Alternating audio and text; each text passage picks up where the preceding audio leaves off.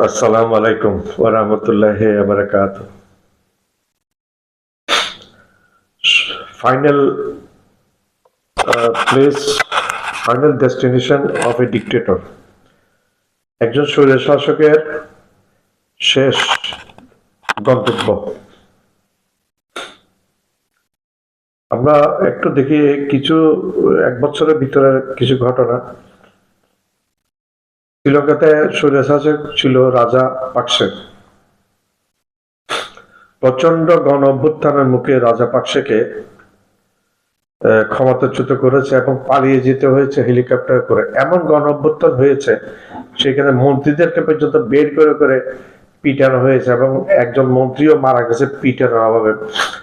এমন মাইকটা দিয়েছে মন্ত্রী এমপিদেরকে যে ল্যাংটা করে ফেলছে, শুধু জায়গাটা ছিল। আমরা ভিডিওতে এগুলো দেখেছি এবং বাধ্য হয়ে রাজা পাকসেকে শ্রীলঙ্কার সেনাবাহিনী বের করে দিয়েছে, চলে যাওয়ার জন্য বলেছে যে চলে গেছে এই হেলিকপ্টারে করে। সেটা একরকম সাহায্য করেছে শ্রীলঙ্কার সেনাবাহিনী, নাইলে মেরে ফেলতো রাজা পাকসেকে এবং তার পরিবারকে। ঠিক একই রকম ঘটনা ঘটেছে বাংলাদেশে ফ্যাসিস্ট পতিত স্বৈরশাসক শেখ হাসিনার বেলায়। প্রবল গণ অভ্যুত্থানের মুখে, ছাত্র জনতার প্রবল গণ অভ্যুত্থানের মুখে এই শেখ হাসিনাকে চলে যেতে হয়েছে বাংলাদেশ ছেড়ে। আর থাকতে পারে না। গত 5ই অক্টোবর এই বছর, আমি আজকে কথা বলছি, এটা ডিসেম্বর মাসের 13 তারিখ আজকে। এই বছরে 5ই অগস্ট দুপুরের পরে এই ডিক্টেটর শেখ হাসিনাকে চলে যেতে হয়েছে বাংলাদেশ থেকে এবং পালিয়ে গিয়ে আশ্রয় নিয়েছে মোদির কোলে। দিল্লিতে গিয়ে মোদির কোলে গিয়ে আশ্রয় নিয়েছে। আমরা দেখেছি না, আমরা তো স্লোগানগুলো দেখেছি, পুরুষ মহিলা স্টুডেন্ট এদের স্লোগানগুলা বলছে যে পালাইছে রে পালাইছে মোদির বউ, পালাইছে পালাইছে রে পালাইছে মোদির বউ, পালাইছে মোদির বউ কোথায় গেছে, মোদির কোলে গেছে। এই ধরনের নানা রকম নয় মুগ্ধকর, শ্রবণে আনন্দ দেয় এই ধরনের স্লোগান গুলো আমরা দেখেছি। কি বয়স বেশি কি ছোট এবং স্টুডেন্ট, পুরুষ মহিলা ভেদে সবার কাছে একই রকম দেখেছি। এই জনগণের টাকায় এই স্বৈরাচারী হাসিনা এই জনগণের ট্যাক্সের টাকায় বিদেশ থেকে টাকা ধার করে এনে প্রচুর মূর্তি বানিয়েছে তার বাপের, শেখ মুজিবের। সারা বাংলাদেশে এত মূর্তি বিশ্বের আর কোনো জায়গায় আমরা দেখিনি। এত মূর্তি বানিয়েছে এই বাংলাদেশের টাকার পয়সা খরচ করে। তার বাপের নাকি বাংলাদেশ, তার বাপ নাকি স্বাধীন করেছিল 71 সালে। তার বাপ শেখ মুজিব ছিল তখন পাকিস্তানের কারাগারে। এখন সে বলে তার বাপের নাকি স্বাধীন, এটা তার বাপের দেশ। আরে আমরা আপনাদের তাইলে কি? 71 সালে আপামর বৃদ্ধ বালক জনতা যুদ্ধ করেছে, রিক্সাওয়ালা, কুলি, মজুর, সর্বশ্রেণীর ডাক্তার, ইঞ্জিনিয়ার, সব শ্রেণীর মানুষে স্বাধীন করেছে। কিন্তু সে এসে বলে যে তার বাপে স্বাধীন করেছে। গত 4-5 দিন আগে সেই একই ঘটনা, শ্রীলঙ্কার ঘটনা ঘটেছিল বাংলাদেশে। সেই একই ঘটনা কার্বন কপি হয়েছে সিরিয়ার প্রেসিডেন্ট ডিক্টেটর আসাদের ক্ষেত্রে। সে 1971-72 সাল থেকে আসাদ পরিবার এই শেখ মুজিবের পরিবারের মতো শাসন করে আসছিল। তখন হাফেজ আল আসাদ ছিল প্রেসিডেন্ট ডিক্টেটর। তার ছেলে বাশার আল আসাদ সে দীর্ঘদিন করে শাসন করছে এবং তাকে পালিয়ে যেতে হয়েছে 2-3 দিন পূর্বে। আমাদের ফ্যাসিস্ট শেখ হাসিনা গিয়ে মোদির কোলে আশ্রয় নিয়েছে দিল্লিতে, আর আসাদ গিয়ে সপরিবারে আশ্রয় নিয়েছে পুটিনের কোলে রাশিয়াতে। একেবারে মিলে যায়। হাসিনা যেমন দুপুরে ভাত রান্না ছিল, মুরগি পোলাও, মুরগি, হাঁস, গরুর মাংস, খাসির মাংস রান্না করা ছিল, কিন্তু দুপুরে ভাতটাও খেয়ে যেতে পারে না। আল্লাহ কি একটা হিসাব, ভাগ্যের কি নির্মম পরিবেশ। সে একই রকম ভাবে আসাদকে খাওয়ার না খেয়ে পালিয়ে যেতে হয়েছে রাশিয়াতে। আমরা হাসিনার আমলে কি দেখেছি, কথা বলা যাবে না হাসিনার বিরুদ্ধে।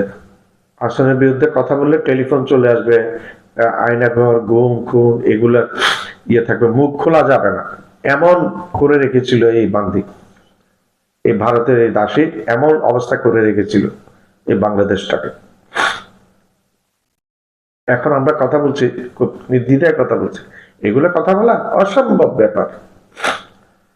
আর ভারতের বিরুদ্ধে কথা তো বলাই যাবে না, বললে তো মহা বিপদ ধেয়ে আসবে। আর এখন আমরা সবাই ভারতের বিরুদ্ধে কথা বলছি, যেটা সত্য সেটা বলছি, এখন কোনো কিছু আর অসুবিধা হয় না।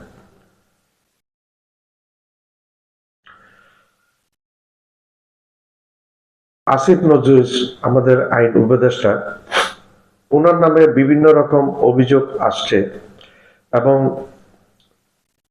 ইউটিউবার এবং সাংবাদিক ইলিয়াস হোসেন ওনার নামে ভিডিও করেছেন এবং অভিযোগও করেছেন উনি নাকি ভারতের রয়ের এজেন্ট।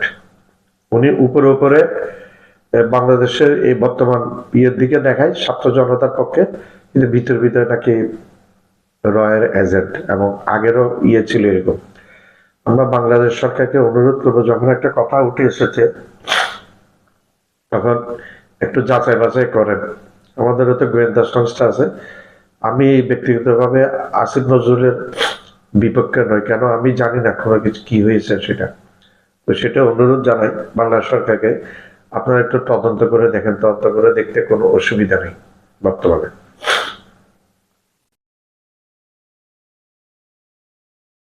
ভারত আমাদের হাসিনার সময় ভারত আমাদেরকে চুষে চুষে খেয়েছিল, এমন চোষা চুষছিল 16টা বছর, পঙ্গু করে দিয়েছে এই দেশকে। এই দেশের সবকিছু নিয়ন্ত্রণে নিয়েছে, এমন কোনো কিছু নেই যে নিয়ন্ত্রণে আনে নাই। বিডিআর হত্যাকাণ্ড করে সেনাবাহিনী মেরুদণ্ড ভেঙে দিয়ে সেনাবাহিনীর ভিতর রয়ের এজেন্ট ঢুকেছিল, সেনাবাহিনীকে কবজা করে দিয়েছে, সেনাবাহিনীর প্রমোশন হইতে থাকে, এগুলো শোনা যায়, সবগুলা নাকি ভারতের ইশারায় হইত। আর পুলিশ ছিল হাসিনার লেলিয়ে দেওয়া এক ধরনের বাহিনী, সেটা এই পুলিশে শেখ হাসিনাকে টিকিয়ে রেখেছিল। ওইদিকে নরেন্দ্র মোদী ভারতের প্রশ্নে শেখ হাসিনা ডিক্টেটর হয়ে গেছিল, যত সব অপকর্ম করেছে। আর এদিকে পুলিশ যারা পেটোয়া বাহিনী তৈরি করে, এটা আমরা পুলিশ বাহিনী বলতাম না, আমরা বললাম যে লীগ বাহিনী, এটা হাসিনা লীগ বাহিনী।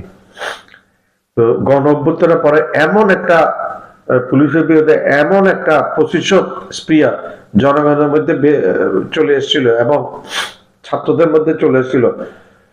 প্রচুর ছাত্রকে গুলি করে পুলিশ হাসিনার নির্দেশে হত্যা করেছে। হাসিনা ছিল একটা বড় ধরনের স্বৈরাচার, বাংলাদেশের ইতিহাসে এত বড় স্বৈরাচার আর কখনো জন্ম নেয়নি। 2.5 হতে 3,000 মানুষের হত্যাকাণ্ড শুধু এই জুন জুলাই আগস্টে হয়েছে, এই 2.5 হতে 3,000। হাসিনা পতনের পরে ভারতের পতনের আগে ভারতের আচরণ বাংলাদেশের প্রতি একরকম ছিল, এবং হাসিনার পতনের পরে ভারতের আচরণ হয়ে গেছে আরেক রকম। হাসিনা এই আমলে ভারতকে এমন ভাবে তোষামত করেছে, এমন ভাবে বাংলাদেশকে উঠে তুলে দিয়েছিল ভারতের হাতে। ভারত এটাকে একটা তাদের অঙ্গরাজ্য মনে করতো, কলোনিয়াল স্টেট মনে করতো, এবং তারা যাই বলবে এখানে তাই হতো। এখন যুগ পাল্টে গেছে, এখন যুগ চলে আসছে ডক্টর ইউনূস সাহেবের যুগ। একজন স্বাধীনচেতা মানুষ ক্ষমতায় বসার আগে বলে দিয়েছিল, যিনি বলে দিয়েছেন যে বাংলাদেশকে অস্থিতিশীল করবেন, চিকেন নেক অস্থিতিশীল হয়ে যাবে, পশ্চিমবাংলা অস্থিতিশীল হয়ে যাবে, এদিকে উড়িষ্যা অস্থিতিশীল, বিহার অস্থিতিশীল হয়ে যাবে, দিল্লি পর্যন্ত পৌঁছবে, এইভাবে উনি কথা বলেছিলেন। আর ইউনূস সাহেব একজন আন্তর্জাতিক মানের ব্যক্তি। ইউনূস সাহেবের সাথে নরেন্দ্র মোদী পাঙ্গা নিয়েছে, তার ফলাফল এখন হারে হারে নরেন্দ্র মোদী বুঝতে পারছে যে কি ধরনের একজন আন্তর্জাতিক মানের খেলোয়াড়, ঠান্ডা মাথায় খেলে ইউনূস সাহেব, একজন ঠান্ডা মাথা খেলোয়াড় ইউনূস সাহেব। ভারতের সাথে তার আশেপাশে কোনো দেশের সম্পর্ক ভালো নেই। পাকিস্তানের সাথে তাদের কোনো সম্পর্ক ভালো নেই, চির বৈরী। পাকিস্তান একটা নিউক্লিয়ার স্টেট। ভারত তুমি যখন নিজেদেরকে দেখাও একটা পারমাণবিক শক্তিশালী দেশ, পাকিস্তান একটা পারমাণবিক শক্তিশালী দেশ, বরং পারমাণবিক শক্তিমত্তার দিকে তোমার থেকে পাকিস্তান অনেক বড়। তার কাছে তোমার থেকে অনেক বেশি পারমাণবিক অস্ত্র রয়েছে। এখন বর্তমান দুনিয়াতে এই যে উত্তর কোরিয়াকে আমেরিকা পর্যন্ত ভয় পায়, উত্তর কোরিয়া কি আছে? তেমন কিছু নেই, গরিব একটা দেশ। একমাত্র তার পারমাণবিক অস্ত্র, মিসাইল টেকনোলজি। আমেরিকা ভয় পায়, কখন আবার সে মিসাইল টিসাইল দিয়ে আমেরিকাতে অ্যাটাক করে বসে। তো বর্তমানে আপনার কাছে যতই অস্ত্র থাকবে থাক, আমাদের আপনার পারমাণবিক বোমা আপনার না থাকলে হবে না। আপনার পারমাণবিক বোমা থাকবে, দুনিয়া আপনাকে গণতে থাকবে। একটা হিন্দিতে একটা গান আছে না, দুনিয়া কা মজা লে লো, দুনিয়া তোমারে হে, দুনিয়া তোমারে হে। দুনিয়া তোমাকে যতই তুমি দুনিয়াকে মজা নিতে হবে, আমাদের মজা নিতে হবে যে আমরা পারমাণবিক স্টেট হয়ে, পারমাণবিক দেশ হয়ে বাংলাদেশ দুনিয়া থেকে মজা নেবে। আমাদের গণতে হবে। আমরা পারমাণবিক স্টেট যদি হয়ে যাই, তখন ভারতের এই দাদা বাবুরা আমাদেরকে এই গড়া শুরু করবে। দেখেন, ভারতের মানুষ আমাদের শত্রু না, আমাদের বন্ধু। তার একটা উদাহরণ আমি দিই।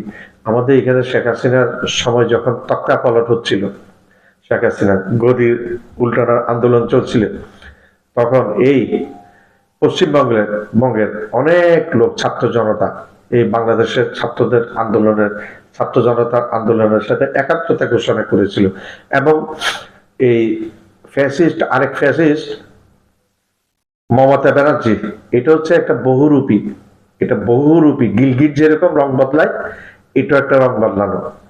আপনি নরেন্দ্র মোদীকে সহজে চেনা যায়। নরেন্দ্র মোদী একজন কট্টর বাংলাদেশ বিরোধী এবং মুসলিম বিরোধী। নরেন্দ্র মোদী, এটা বোঝা যায়, নরেন্দ্র মোদীকে সহজে বোঝা যায়। অমিত শাহকে বোঝা যায়, সে ট্রেড দিয়ে কথা বলে, আমরা বুঝতে পারি, সহজে বুঝতে পারি যে সে বাংলাদেশ বিরোধী এবং মুসলমান বিদ্বেষী, কট্টর হিন্দুত্ববাদী। এবং ঠিক একই রকম ভাবে কংগ্রেসের রাহুল গান্ধীকে আমরা চিনতাম না, কিন্তু আমরা এইবার বুঝে গিয়েছি রাহুল গান্ধী এইটা আরেক ধরনের গিরগিট। রং যেভাবে বদলায়, কেমন ফ্ল্যাশ করে পরিবেশের সাথে, সেই রকম এই রাহুল গান্ধী। মুখে গণতন্ত্র ফেলা তুলো মিয়া, মুখে গণতন্ত্র ফেলা তুলোস। হ্যাঁ, একটা কথা তুই কোনোদিন বলেছস? এই যে শেখ হাসিনা 2,500-3,000 ছাত্র জনতা, শিশুরা পর্যন্ত রেহাই পায় না, হেলিকপ্টারতে গুলি করে মানুষ মেরেছে। একটা কথা তুই রাহুল গান্ধী কোনোদিন বলেছস? বলস নাই। তুই হাসিনার দোষর, ফ্যাসিস্ট, তুইও ফ্যাসিস্ট।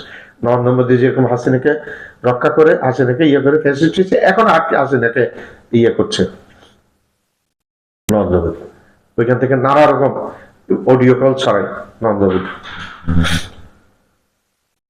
আর তোদেরকে চিনা যায়, রাহুল গান্ধীকে চিনতাম না, এখন চিনে গেছে। কিন্তু আমি ইয়ের কথা বলছি, এই পশ্চিমবঙ্গের মধ্যে মমতা ব্যানার্জি, এটাকে এইবার চিনা গেছে, এটা কি জিনিস। এইটাও একটা কট্টর হিন্দুত্ববাদী, মুসলিম বিদ্বেষী একটা মহিলা। ওই উপরে কাপড় ধারণ করে বিভিন্ন ধরনের, সময়ে সময়ে কাপড়গুলা চেঞ্জ করে, যখন যেটা দরকার তখন সেই কাপড়টা পরে নেই।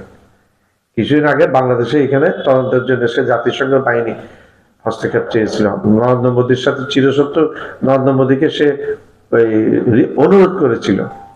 লজ্জা লাগে না? তুমি এই কি বলো, তুমি মমতা ব্যানার্জি, তোমার কারণে মনমোহন সিং এখানে এসেছিল পানি চুক্তি বাংলাদেশে হাসিনার সাথে করার জন্য, ঠিকভাবে তুমি আসো নাই, আরো বিরোধিতা করেছো। তুমি বাংলাদেশের আর এক নম্বর শত্রু। মোদী আর অমিত শাহ যদি 1-2 নম্বরে পারে, তুমি 3 নম্বর শত্রু বাংলাদেশের। বাংলাদেশের সাথে পানি চুক্তি করতে দাও না। তুমি লম্বা লম্বা কথা, অহংকারী কথাবার্তা তোমার। হ্যাঁ, সংখ্যালঘু ইয়ে দেখাও, প্রেম দেখাও।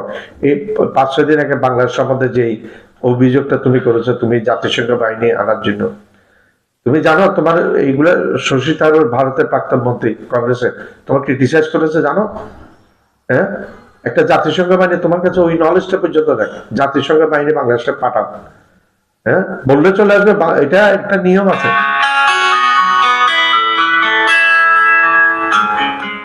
একটা একটা নিয়ম আছে এই বাংলাদেশে, যে জাতিসংঘ বাহিনী ইয়ে করতে হবে, বাংলাদেশ চাইতে হবে, তারপর বাংলাদেশ পাবে জাতিসংঘ বাহিনী। বাংলাদেশ চাইলে বাংলাদেশ তখন পাবে জাতিসংঘ বাহিনী।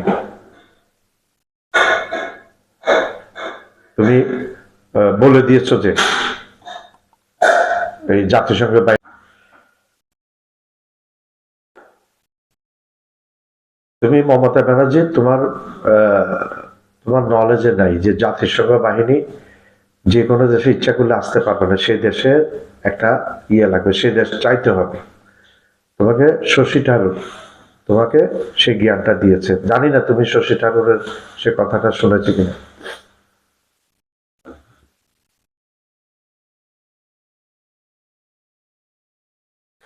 প্রত্যেকটা প্রতিবেশী দেশের সাথে ভারতের একটা খারাপ চরম অবস্থা বিরাজমান। চীন পাকিস্তানের কথা নাই বা ধরলাম, এরা ভারতের বাম কাঁধে চীন, ডান কাঁধে চীন, বাম কাঁধে পাকিস্তান বসে আছে, ওজন দিয়ে বসে আছে ভারত। তুমি ভারত লম্বা কথা মারাও আমাদেরকে, লম্বা কথা ছোটা। তোমার বামে ডানে বসে আছে তোমার দাদা চীন, আর তোমার বামে বসে আছে তোমার বাপ পাকিস্তান। দুজনের পারমাণবিক অস্ত্র তোমার চেয়ে অনেক বেশি বিরাজমান তাদের দেশে পারমাণবিক অস্ত্র।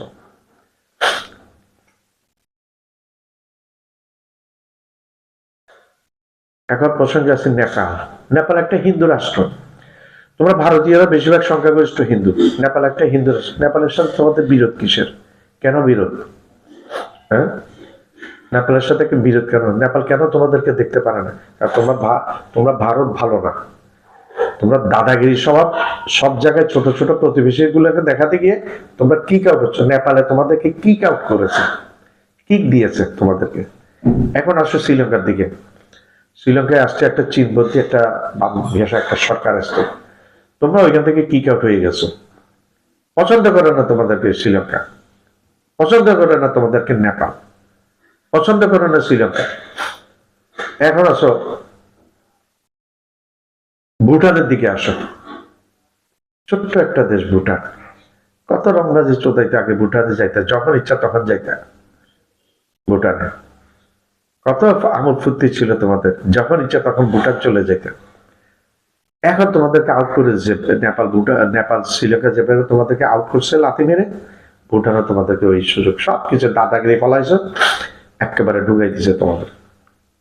এখন ভুটানে কোনো ভারতীয় নাগরিক থাকলে প্রতিদিন 1200 টাকা করে ভুটানকে ট্যাক্স দিতে হবে।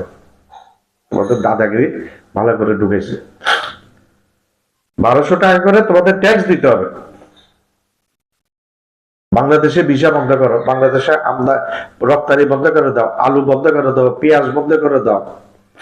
হ্যাঁ, আলু পেঁয়াজের বড় উৎপাদনশীল একটা দেশ হচ্ছে পাকিস্তান, পাকিস্তান দিয়ে দিবে। মিশর থেকে আনবে, মিশরের সাথে কথাবার্তা চলছে, মিশর থেকে আনবে।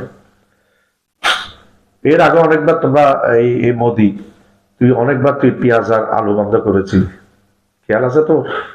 বাংলাদেশ আলু আমদানি করছে, এই মিশর থেকে আমদানি করছে, তুরস্ক থেকে, চীন থেকে আমদানি করেছে, আবার করবে। চীন থেকেও পাওয়া যায়, আলু পাওয়া যায়, পেঁয়াজও পাওয়া যায়।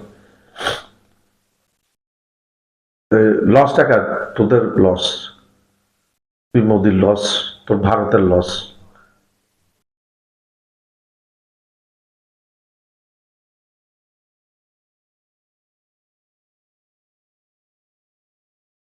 মালদ্বীপের প্রসঙ্গে আসি। মালদ্বীপের নতুন প্রেসিডেন্ট মইজু একটা স্লোগান দিয়ে ক্ষমতায় এসছে।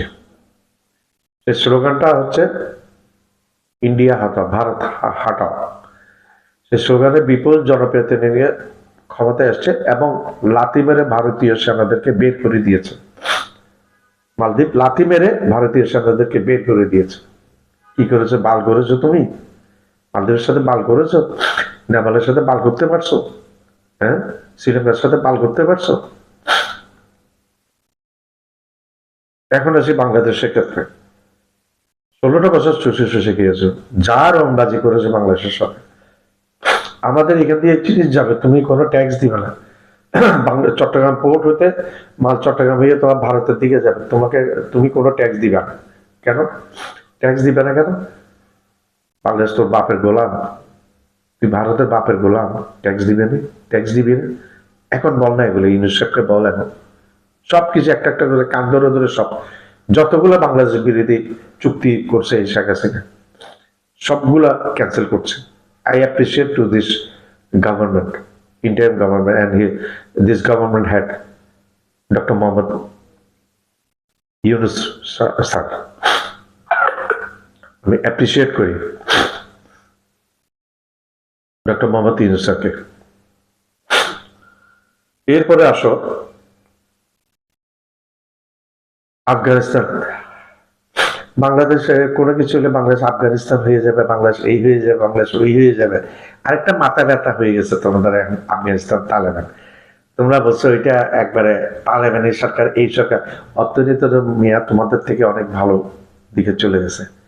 আফগান টাকা বিশ্বের মধ্যে একটা উল্লেখযোগ্য পরিমাণ অংশে চলে গেছে।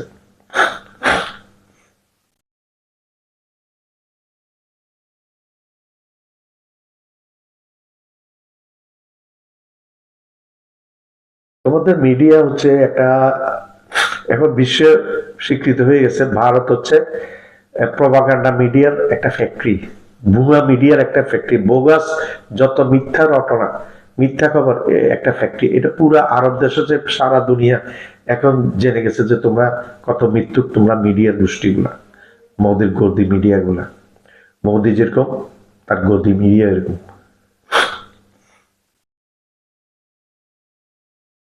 শেখ হাসিনাকে অনেকভাবে রক্ষা করবা তোমরা। তোমাদের পররাষ্ট্র সচিব এসে বলে শেখ হাসিনা যে কর্মকাণ্ড এগুলা তারা সমাপ্ত করা যাইয়া, তোমাদের এখানে গতকালকে পররাষ্ট্র সচিব তোমাদের বাংলাদেশে গিয়ে বিবৃতি দিয়েছে শেখ হাসিনা যে অডিও এগুলা ভারত সরকার পছন্দ করে। আরে মিয়া, পছন্দ না করলে চলতে দেশ কেন? মোবাইল নিয়ে নেয় না তার কাছ থেকে। ওই ওই স্বৈর শাসক, ওই প্রাক্তন স্বৈর শাসক থেকে, ওই ফ্যাসিস্ট থেকে মোবাইলটা নিয়ে নেয়, যোগাযোগ বন্ধ করে দেয়। বললে হবে? এমন মুখে কথা বললে হবে? মুখে কথা একটা, কিন্তু করছে তো আরেক রকম। টের পাবে, সময় তোমাদের আসছে। শেখ হাসিনা যে পরিণতি হয়েছে, মোদি তোমার বিরুদ্ধে একই পরিণতি দিয়ে আসছে। তোমার অবস্থা খারাপ হয়ে যাবে নরেন্দ্র মোদী বলে দিলাম, আমরা আভাস পাচ্ছি। এটা সৃষ্টিকর্তা আল্লাহ রাব্বুল আলামিন আমাদের মগজে সেই আভাসটা দিচ্ছে। তোমার পতনটা খুব করুণ ভাবে হবে। তুমি আর বেশি দিন ক্ষমতায় থাকতে পারবে না। ভারতকে তুমি অনেক লসের মধ্যে ফেলে দিয়েছো, অনেক লসের মধ্যে তুমি ভারতকে ফেলে দিয়েছো। তুমি বাংলাদেশের সাথে শেখ হাসিনা যাওয়ার পরে তুমি তো পীড়িত শেখ হাসিনার সাথে, সেই পীড়িতের জন্য তুমি ভারতবাসীকে দুঃখের মধ্যে ফেলে দিয়েছো। আজকে ইয়েতে একটা কিছু নেই, এই তোমাদের পশ্চিমবাংলার যে নিউ মার্কেট বাণিজ্য নেই, সব শুকাই গেছে, সব কিছু শুকাই গেছে। এটা আমার না, তোমাদের এই ব্যবসায়ীদের ইয়ে। তোমার মোদির বিরুদ্ধে খেপে গেছে তারা, লক্ষ লক্ষ টাকা তাদের প্রতি মাসে ভাড়া দিতে হয়, কর্মচারী বেতন আছে, এইটা আছে ওইটা আছে। তুমি তো এগুলা বন্ধ করে দেওয়াতে বাংলাদেশের মানুষ রুগীর ভিসা বন্ধ করে, রুগীর ভিসা কেমন বন্ধ করলি তুই মোদি? হ্যাঁ, আমাদের টুরিস্ট ভিসা বন্ধ করেছে। টুরিস্ট তোর এখানে গিয়ে কোনো সন্ত্রাসী কার্যকলাপ করছে? আরে বেটা, তোর এখানে যাইয়া পয়সা খরচ করছে, পয়সা তোরা চলস, বাংলাদেশের টুরিস্টদের পয়সা তোরা চলস, বাংলাদেশের টুরিস্টদের পয়সা।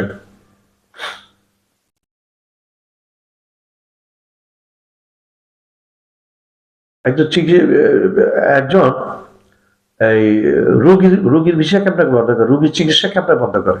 কি রকম বেইনসাফি এই নরেন্দ্র মোদী, তোর অমিত শাহ, তুই, তোদের বিজেপি গোষ্ঠী। আরেকটা লাভ হয় পশ্চিমবাংলায়, শুভেন্দু, তোর ভিডিওতে বাইরে গেছে শুভেন্দু, তুই যে 3 বাটি গরু গোস্ত খাইছিস কোরবানে, কার বাসায় খাইছিস সে নামটাও দিয়ে দিছে। 3 বাটি গরু গোস্ত খাইছিস তুই, খেয়ে আবার বাসার জন্য টিফিন ক্যারিয়ার করে গরু গোস্ত নিয়ে গেছে। তুই এখানে সংখ্যালঘু অত্যাচার দেখাস, সংখ্যালঘু নির্যাতন দেখাস, ধার্মিক দেখাস তুই। তোর ধর্মের তোর ধর্মে তোরা তো গরু গোস্ত খাস, তুই কেমনে খাইলি তিন বাটি গরু গোস্ত? কার বাসায় খাইছিস সেটাও বলে দেওয়া হয়েছে, সেটাও বলছে কার বাসায় তুই গরু গোস্ত খাইছিস। তোর রাজনীতির সুগন্ধ বাংলাদেশ নিয়ে তোর রাজনীতি শেষ। এখানে তোর কোনো কাম না। তোর মোদি, তোর বাপ মোদি আছে না, মোদির রাজনীতিও শেষ। মোদির রাজনীতিও শেষ। মোদির পতন ঘনায় এসছে, বেশি দিন নেই মোদি আর থাকতে পারবে না। আর ভারতের জনগণ আস্তে আস্তে বুঝতে পারছে, খেপে গেছে। শশী থারুর অনেক কথা বলছিল, এই যে আমাদের ইউনুসকে নিয়ে অনেক রকম কড়া মন্তব্য করছে। শশী থারুর বিবৃতি দিয়েছে, ইউনুসের মতো মানুষ পুরো বিশ্বে যার একটা গ্রহণযোগ্যতা, প্রচুর গ্রহণযোগ্যতা, একটা বিশ্বে একটা গ্রহণযোগ্যতা। তুই মোদি তার ধারে কাছে আসস? তুই মোদি ইয়ের ধারে কাছে আসস? ইউনুসের ধারে কাছে যেতে পারবি? জীবনে পারবি না। আর झोला लेके जाता है बहुत बड़ा फकीर।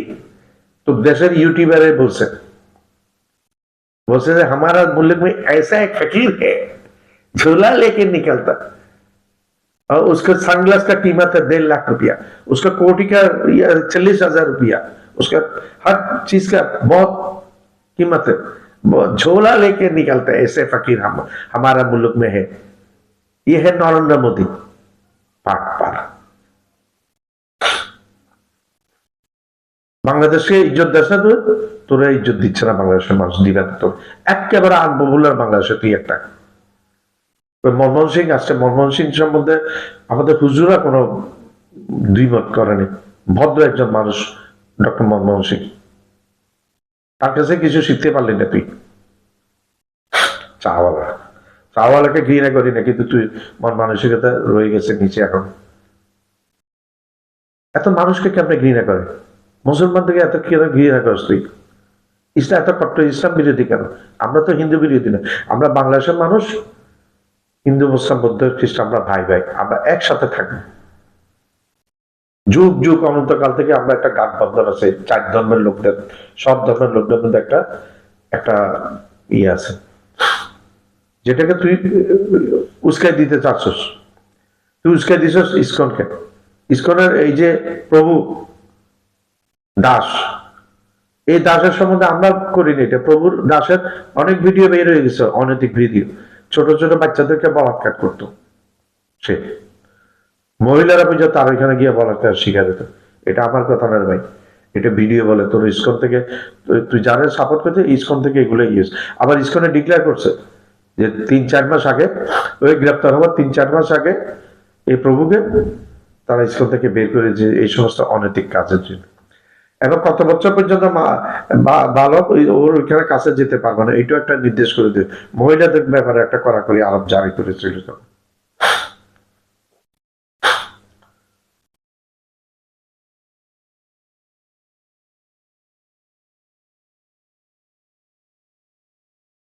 হাসিনাকে তুই মোদি দিবি না? তোরে পরশকে দেওয়া হয়েছে না, তোদেরকে অনুপ চেটিয়াকে তোদেরকে ফেরত দেওয়া হয়েছে না? তুই কেন বাংলাদেশ ছোট বলে এগুলি করবি? তুই দিবি না? না দে, রেখে দে তুই।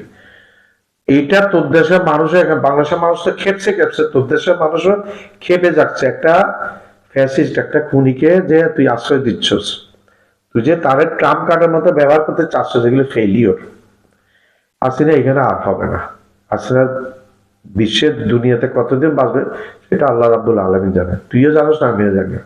কিন্তু বাংলাদেশের রাজনীতি তার স্থান শেষ, মুজিবের পরিবারের স্থান শেষ বাংলাদেশের রাজনীতি। মুজিবের পরিবার বাদ দিয়ে অন্য কাউকে দিয়ে এটা চিন্তা ভাবনা করলে করতে পারে, তখন আজকে থেকে 10 বছর কোনো কিছু আর হবে না এখানে। এটা উচ্ছেদ হয়ে গেছে। জুলুমকে আল্লাহ বরদাস্ত করে না। মোদি, তুই হচ্ছিস একটা জুলুম বাস। তুই যে গুজরাটে কষা 1000 মুসলমানকে কেমনে হত্যা করলি? তুই যদি হত্যা না করস, তুই হত্যা জুলুমের কারণে আমেরিকা তোর ভিসা দিত না, তোরে স্যাংশনে রাখছিল আমেরিকা। তুই প্রধানমন্ত্রী হওয়ার আগে পর্যন্ত তোরে স্যাংশন দিয়ে রাখছিল আমেরিকা। তুই অস্বীকার কর, অস্বীকার কর। আমেরিকা তোর স্যাংশন দেয় নাই, তুই প্রধানমন্ত্রী হওয়ার পরে তোর স্যাংশন উঠাই দিছে, কারণ ভারতের সাথে আমেরিকার বিজনেস করতে হবে এই জন্য, ইন্টারনাল বাইলিটারাল অ্যাফেয়ার্স আছে, এগুলো করতে হবে এই জন্য।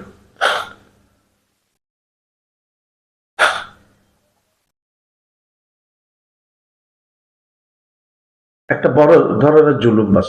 আর তার পেটমোটা অমিত শাহ কেমন বলে একটা দেশের পররাষ্ট্রমন্ত্রী, সভ্য তুই, অসভ্য কোথাকার, আরেকটা দেশের স্বাধীন দেশের মানুষকে তুই উল্টাইয়া মারবি, তোর নামে মামলা হয়ে যাওয়া উচিত। এই এই তোর এই এই ভাষণটা দিয়ে জাতিসংঘের তোর আন্তর্জাতিক অপরাধ ট্রাইব্যুনালে দিয়ে একটা মামলা তুই অমিত শাহের বিরুদ্ধে হওয়ার দরকার আছে।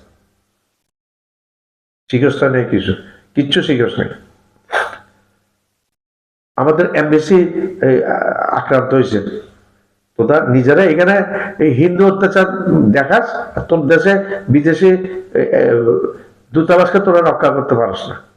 না পারলে বল, আমরা এখান থেকে পাঠাবো শান্তিরক্ষী বাহিনী, পাঠিয়ে তোদের দূতাবাস ফরেন এম্বাসি গুলোকে আমরা রক্ষা করবো।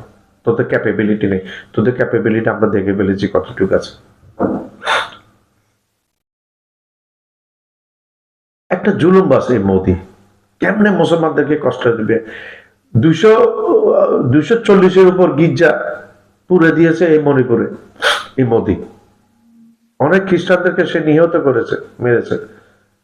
1000 করেছিল এখানে গুজরাটে, আর কাশ্মীরে তো আরো আছে। অমিত শাহ মোদি মিলে মুসলমানদেরকে হত্যা করছে। কত হাজার মুসলমান যে ওইখানে লাপাত্তা হয়েছে, মারে ফেলেছে এ মোদি, আল্লাহ রাব্বুল আলামিন জানে। ওই গুজরাটে কষা এমনি বলে না তো, তুই হিন্দু বলে, তুই হিন্দু ধর্মটাকে তুই ছোট করলি। তুই ব্যাগ পড়ছস ভালোভাবে, তুই ব্যাগ পড়লে তুই মুসলমানদের এইভাবে অত্যাচার করতি না, এইভাবে অত্যাচার করতি না। আমরা কোরআন পড়ি, আমরা জানি কোরআনে কি লেখা আছে, ওইটার ট্রান্সলেশন বাংলা তর্জমা আমরা পড়ছি, আমরা জানি। হ্যাঁ, মুসলমানদেরকে তুই এত ঘৃণা করছ, তো বেদ কিতাবে লেখা আছে সবকিছু।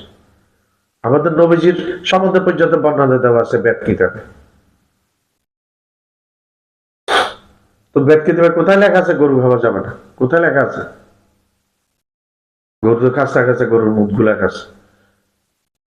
কাকে চিনে? কাউয়া চিনে বলে ঘাউয়া কাটতো, তুই ঘাউয়া কাটতো চিনস? তোরা ব্রেন থাকবে কোথেকে তোর?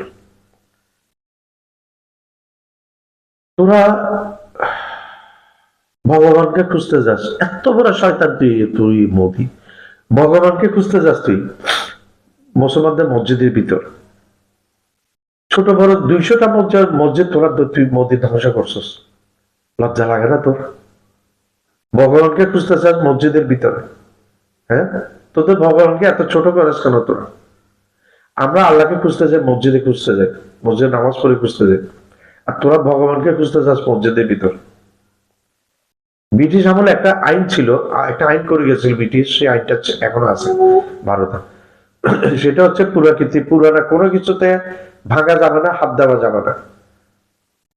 এটাকে ওইটা প্রথম ইয়েতে। এখন তোরা তোদের যে মাথা মোটা, তুই যেরকম মাথা মোটা, তোদের বিচারপতি গুলো মাথা মোটা। তারা এটার পরে এটা যখন আবেদন করে তখন বলে যে এটা, এরপরে যখন পাল্টা ইয়ে করে আবেদন করে তখন বিচারপতিরা বলে ঠিক আছে, এটা তদন্ত করে দেখা যেতে পারে ওইখানে মূর্তি আছে কিনা। আরে ভাই, তদন্ত করে কিভাবে দেখবে? তদন্ত করতে গেলে তো মসজিদটা ভাঙতে হবে। এটা কোনো সভ্য বিচারপতির আদেশ, সভ্য কোর্টের আদেশ? অসভ্য ভারত আইনটাকে অসভ্য করে ফেলেছিস তোরা। এত খারাপ ছিল না ভারত। মানুষদের ভিতরে তোরা এই ধর্মের মধ্যে ধর্মের সাথে ধর্মের বিভেদ গুলা তোরা শিখিয়েছস মানুষের ভিতর। অসভ্য ভারত। ভারতের এই ভারত পুরোটা অসভ্য না, ভারতের এই মোদি অসভ্য, মোদির গদি মিডিয়া অসভ্য, বিজেপি একটা অসভ্য।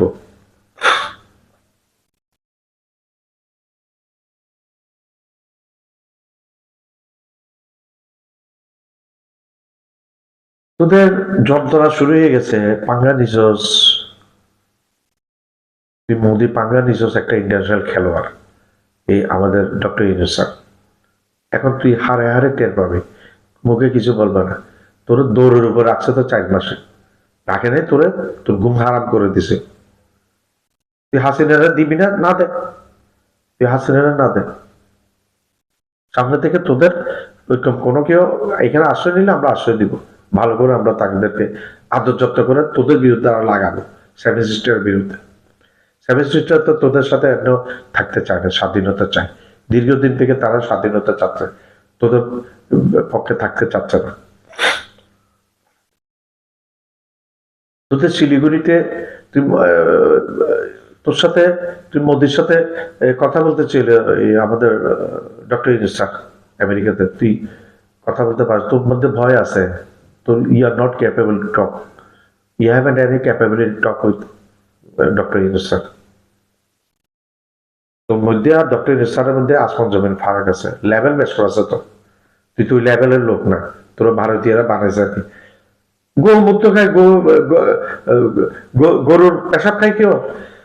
মেডিকেল সায়েন্সে কি বলে, প্রস্রাব এবং পায়খানা দিয়ে শরীরের বর্জ্যগুলো নির্গত হয়, আর সেই বর্জ্য আমরা গোবরও খাই, আমরা পেশাবও খাই গরুর, শিশিতে করে বিদেশে রপ্তানি করে।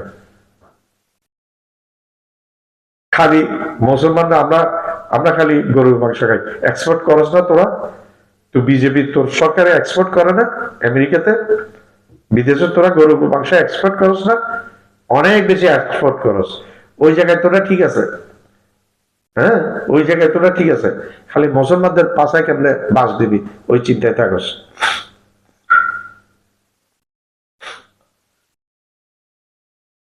পাকিস্তান, তোরা আমাদেরকে ঘৃণা করছস, দূরে সরিয়ে দিয়েছস, সেই জায়গাটা দখল করে ফেলেছে পাকিস্তান। পাকিস্তান আমাদেরকে বলছে আমরা পাকিস্তান বাংলাদেশ ভাই ভাই, এটা বাংলাদেশের মানুষ কিন্তু এখন, তুই নরেন্দ্র মোদীর অত্যাচারে, শেখ হাসিনার অত্যাচারের পরে মানুষ হারে হারে টের পেয়েছে, মানুষ এখন পাকিস্তানমুখী হয়ে গেছে, সেটা অ্যাকসেপ্ট করছে।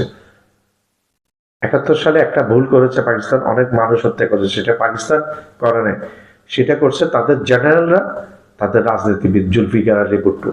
এটার পাকিস্তানের সাধারণ মানুষ এগুলা জানে না, করেও না। ওই হত্যাকাণ্ড গুলা করেছে জুলফিকার আলী ভুট্টো, ইয়াহিয়া খান, আইয়ুব খান, এরা জড়িত। এই 3টা মেইন কালপিট, এই 3টা কালপিটে মেইন হত্যাকাণ্ড চালিয়েছে, যার কারণে বাংলাদেশ স্বাধীন হয়েছে, পাকিস্তান থেকে আলাদা হয়ে গেছে, পূর্ব পাকিস্তান ছিল এখন বাংলাদেশ হয়ে গেছে। তোদের একটা মলম বিক্রেতা, এত অসভ্য কেন তোদের? তোদের ভারত এত বড় একটা দেশ, গণতান্ত্রিক দেশ বলে মলম বিক্রেতা সাংবাদিক একটা রাখছস তোরা, ময়ূক রঞ্জন চক্রবর্তী, একটু পাঠাইয়ে দে আমাদের কাছে, আমরা একটু মলম লাগাবো তার গায়ের মধ্যে। তুরা তুলে সেখানে জয় বাংলা নিষেধ করে দিছে, তোর এত জ্বালা কেন? তোর এখানে তুই বন্দে মাতরম করস না তন্দে মাতরম করস, আমরা ওগুলো নিয়ে কিছু বলি? হ্যাঁ, এটা তো কলোনিয়াল স্টেট না, তো চোখ তুলে দাঁড়ায় তোদের দেখছে, তোর চোখে চোখে দেখতেছে বাংলাদেশ এখন। বাংলাদেশ সরকার জয় বাংলাকে নিষেধ করেছে?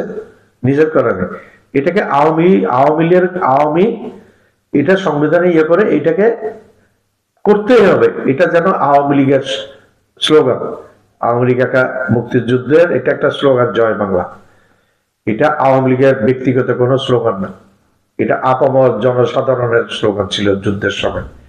আপামর জনসাধারণ তখন আওয়ামী লীগ করে নাই, এই দেশ লীগ করছে, বাংলাদেশ স্বাধীন লীগ করছে, স্বাধীন হওয়ার লীগটা করছে যেন স্বাধীনটা হয়, সেটা এখন মুক্ত করছে, এখন সবার জন্য মুক্ত করে দিয়েছে, কোন একটা নির্দিষ্ট দলের হবে না জয় বাংলা। জয় বাংলা সারা ভারতের জন্য, সারা বাংলাদেশের জন্য হবে, সবার জন্য হবে, কোন একটা নির্দিষ্ট দলের জন্য না, এটা করেছে। আর তোরা ফেনা তোলস জয় বাংলা নিষিদ্ধ করে দিয়েছে, আমরা মৌলবাদী হয়ে গেছি। ইসলাম ধর্মের কথা বললে আমরা মুসলমান, কিসের কথা বল? তোদের গীতার কথা আমরা বলবো? হ্যাঁ, তোরা বলবি তোদের গীতার কথা, তোরা কি আমাদের কোরআনের কথা বলস না? তো যার যার ধর্ম তার জন্য, তোদের ধর্মকে আমরা রেসপেক্ট করি, তোরা আমাদের ধর্মকে রেসপেক্ট করস না। আমাদের এগুলো নিয়ে জয় বাংলা স্লোগান দিয়ে ভারতের মিডিয়ার মাথা কাটা, আর কোনো কাজ নাই তোদের মিডিয়া, সারা ওয়ার্ল্ডে এখন জেনে গেছে তোদের মিডিয়া যে একটা বাইঞ্চোদ, মাইজত মিডিয়া এটা সারা বিশ্বে জানিয়ে গেছে। তোরা তিনটা ছেলেকে মেরে মারছস, তোরা জয় শ্রীরাম মুসলিম ছেলেকে জোর করে মারে মারে জয় শ্রীরাম বলাচ্ছস তাদেরকে। লজ্জা লাগে না তোদের? আমাদের বাংলাদেশে একজনও পাবি না যে কোন হিন্দুকে ধরে লাই লাই ইল্লাল্লাহ মুহাম্মদ রাসূলুল্লাহ বল, লাই লাই ইল্লাল্লাহ মুহাম্মদ রাসূলুল্লাহ এরকম বলাচ্ছে, একজনও পাবি না। কারণ আমরা সহনশীল জাতি, আমরা ধর্মীয় ভাবে সহনশীল। আমরা তোদের হিন্দুকে আমরা ওইভাবে দেখি না, রেসপেক্ট করি, তোদের ধর্মটাকে রেসপেক্ট করি। তোরা তোদের ধর্ম মানবে। বাংলাদেশে তো এটা একটা কৃষ্টি কালচার। তুই বিভেদ সৃষ্টি করেছিস, ইসকন দিয়ে ফালতু নাটক করছিস, লাথি খেয়েছিস পাশাতে, এক পাশাতে লাথি খেয়েছিস। হিন্দু কার্ড নিয়ে খেলতে গেছিস, আরেক পাতাতে দিছে লাথি ডক্টর ইউনূস সাহেব। লাথি খেতে থাকবে তুই নরেন্দ্র মোদী তোর পাশাতে। তোরও সময় ঘনাইছে, একটু আগে বলছি না, তোর সময় ঘনাই গেছে। বেশি অত্যাচার করছিস তুই দুনিয়াটাকে। কানাডা শিখ নেতার মৃত্যুর মধ্যে তদন্তে পাওয়া গেছে, তদন্ত রিপোর্টটা করেছে আমেরিকা।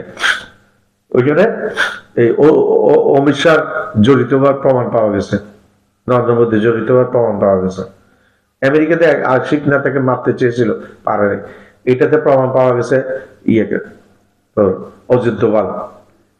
তোদের ভারতকে এখন অন্যরা ইয়ের চোখে দেখে। আমেরিকা এখন তুই মোদির এখন সরানোর জন্য ব্যস্ত হয়ে গেছে আমেরিকা।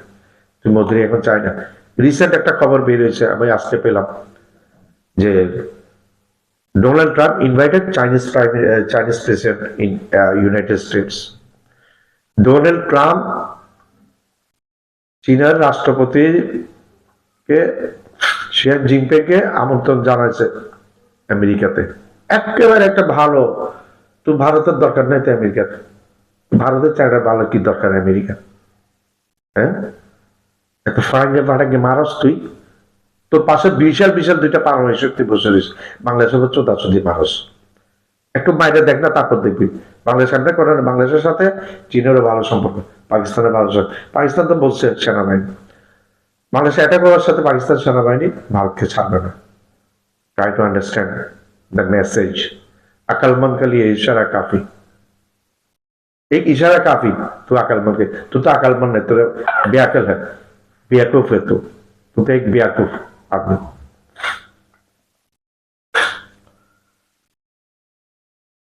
হাসিনা আসাদ, হাসিনা পূর্বে রাজাপাকসে হাসিনা আসাদ একই সূত্রে বাধা ছিল।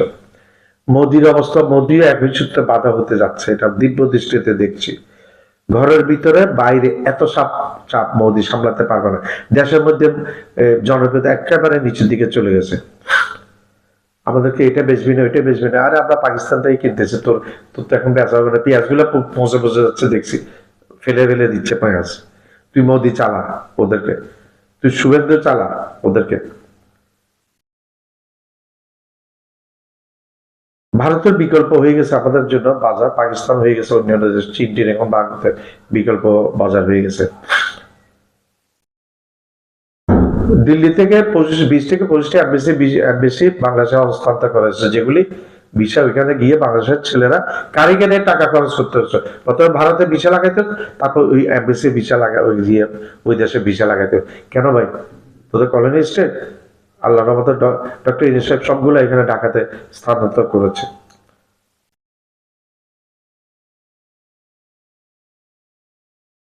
পাঙ্গা নিয়েছে ডক্টর ইউনূস সাহেবের সাথে, হাসিনার সাথে প্রীতি। দুবাই তোমাদেরকে এখন ভিসাই দেয় না। হ্যাঁ, যেখানে আগে 98% ভিসা তোমাদেরকে দিয়ে দিত, এখন 7% দিচ্ছে, যে ভিসা 7-এর অতিরিক্ত দিচ্ছে না। লাথি দিচ্ছে তোমাদের পাশায়। আরো মুসলমানদেরকে ইয়ে করো।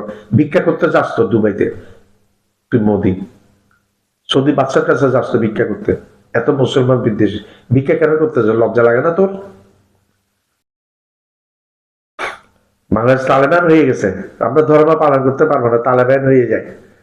আর তোরা জয় শ্রীরাম বলবি, আমরা লা ইলাহা ইল্লাল্লাহ মুহাম্মাদুর রাসূলুল্লাহ বলতে পারবো না।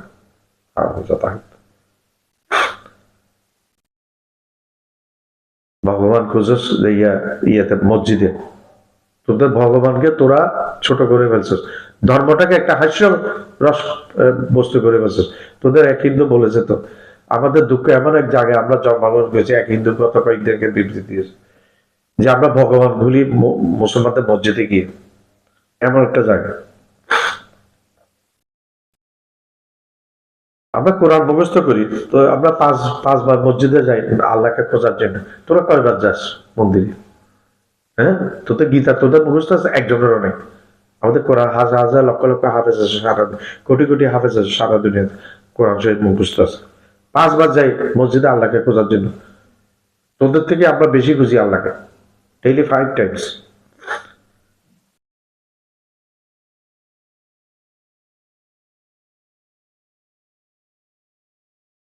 আমাদের এখানে 5ই আগস্ট যেভাবে বিস্ফোরণ ঘটেছে, মোদির জীবনে ওইরকম বিস্ফোরণ একটা অপেক্ষা করছে মোদির জীবনে। মোদি তুমি তৈরি হয়ে যাও, তোমার জীবনে একটা অপেক্ষা করছে এরকম একটা বিস্ফোরণ। পাকিস্তান আমাদেরকে গলায় মিলছে, আমরা পাকিস্তানকে সিনাতে নিয়েছি, তুই দূরে ঠেলে দিস। আমরা তোদের টিটপাটটা তোদেরও তো আমরা ভিসা এখন সীমিত করে দিছি, আমরা এখন তোদেরকে ভিসা দিব না ওইভাবে। আর যে অবৈধগুলো আছে এগুলো সব বের করে দিবে সরকার বলছে। তোরা এখানে ভিক্ষা করতে আসছস, যে অবৈধগুলা বৈধগুলার কথা বলছে না, যেগুলো ভিক্ষা করতে আসছস অবৈধগুলা চুরি করে এখানে চাকরি করতে আসছস, তোদেরকে বের করে দিবে লাথি মেরে এখান থেকে, বাংলাদেশ থেকে। ওই যে মজু যেভাবে তোদের সেনাদের পাশায় লাথি মেরে বাইর করে দিয়েছিল, দেখ ছোট হলে কি সে দেখাইছে তোদেরকে বাংলাদেশ থেকে ইউনিসেফে বের করে তোদের এই অবৈধ লোকগুলা পাশায় লাথি মেরে। এখনো সময় আছে, ইউনিসেফের সাথে পাঙ্গা নিস না, তোর অবস্থা 12টা বাজে সামনে, ইন্টারন্যাশনাল খেলোয়াড় আবার 14 জন্ম লাগবে তোর ওনার ওই পর্যায়ে যেতে। ইউনিসেফের সাথে হাত মিলা, বাংলাদেশ মানুষকে বন্ধু হিসেবে গ্রহণ কর, তুই রক্ষা পাবি। শেখ হাসিনাকে ফেরত দিয়ে দে, আমরা মারবো না, বাংলাদেশ মারবে না, বাংলাদেশের কোর্টের উপর কোর্টে চাইছে, কোর্টে হস্তান্তর করবে।